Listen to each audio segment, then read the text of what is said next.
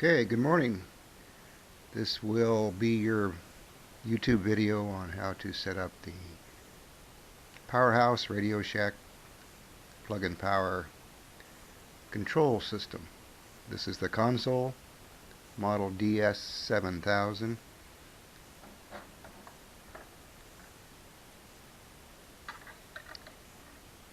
And this is the Radio Shack equivalent 49-2551 alpha.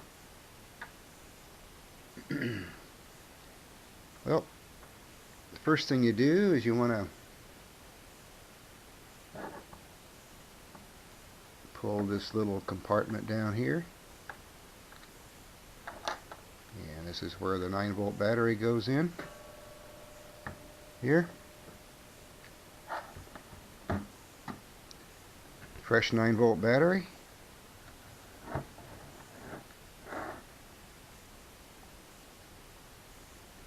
Right on in here. Easy to do one at a time.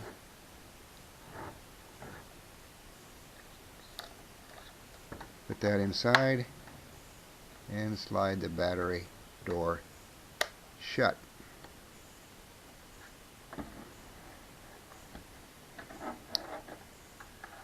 And now we plug it in. And we've got an AC power green light. Just let you know if the battery goes down, the battery low light right there will come on. We're going to start off in the run 1 position. And these settings here I'll go over later. The house code A, unit 1, A1. So that's that. Okay, the next step is to take your key fob arm disarm unit. Yours should already have a battery in it. Fresh batteries, 2 AAAs. Yeah, so the first thing you do, you have to register the key fob to the unit. And to do that, we take this top switch, we go to install, and once you go to install there, you press the arm button. You'll get one confirmation beep from the console, and once that happens, return this switch back to run 1, which is the center position. Okay, that's your first sequence of things you do. So battery goes in, you get it plugged in, and you register the key fob. This allows you to arm and disarm it remotely.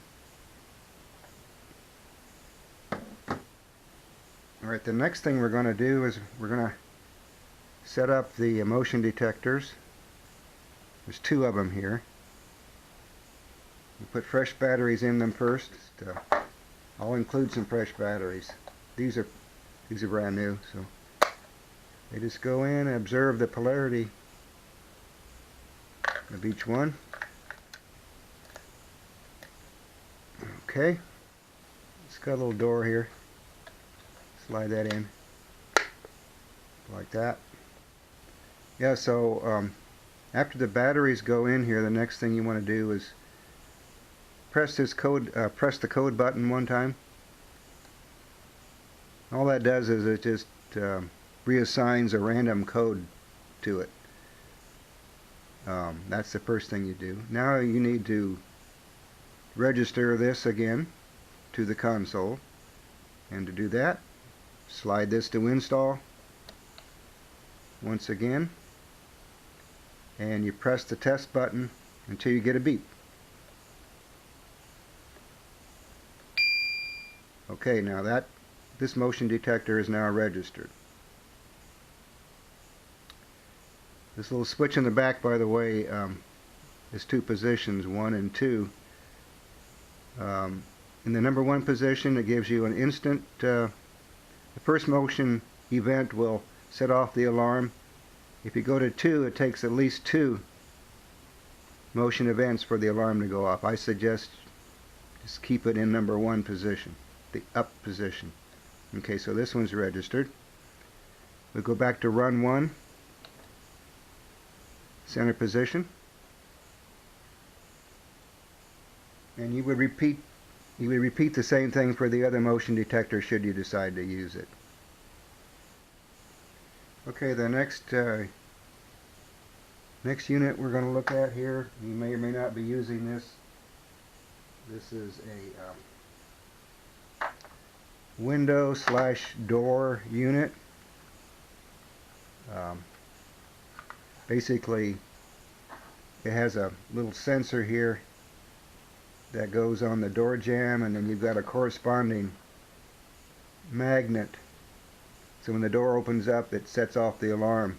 This is a reed switch here. There are 2 little arrows on these sensors, and they have to line up. I'm not sure if you can see them, little triangular arrows. So when you mount them, the arrows need to line up there. And of course, they cannot touch each other. You can have them a quarter of an inch apart, and it still works.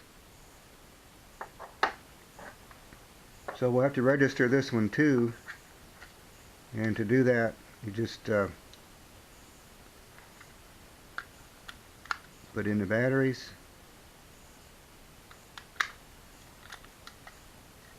thusly. It's a couple of switches here inside here. One's called delay, 2 position, minimum and maximum. If you use it on a window, you'd put this delay switch on minimum. That gives you an instant event, and it'll set off the alarm. If it's on a door and you want a 60-second delay, then you flip that switch to maximum, and that gives you a minute before the alarm goes off. It's your choice. Okay, so the way you set the new random code on this unit is you press and hold this for at least a couple of seconds. I'm holding it down, and watch the red light.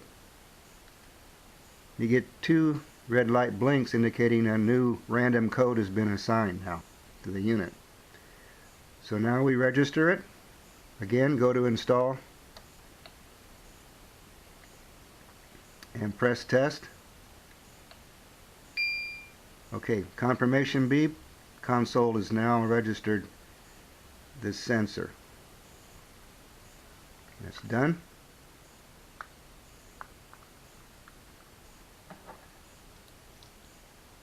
And we go back to run 1. Center position. I'm going to simulate this sensor here. I'm going to line up the arrows, put it together. Notice the light blinking when the reed switch senses the other sensor there. Okay, so I've got the motion sensor set up here, and I'm going to show you how to arm it and how to disarm it. Now on your motion sensor, once you install it, it takes a couple minutes for it to kind of acclimate to its environment. It uses a passive infrared detector, and it kind of scans the area and determines a normal infrared signature. Okay, to arm the system, you simply press the arm button.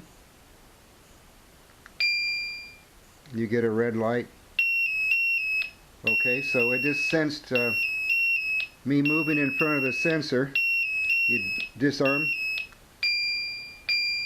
and you get a double beep there.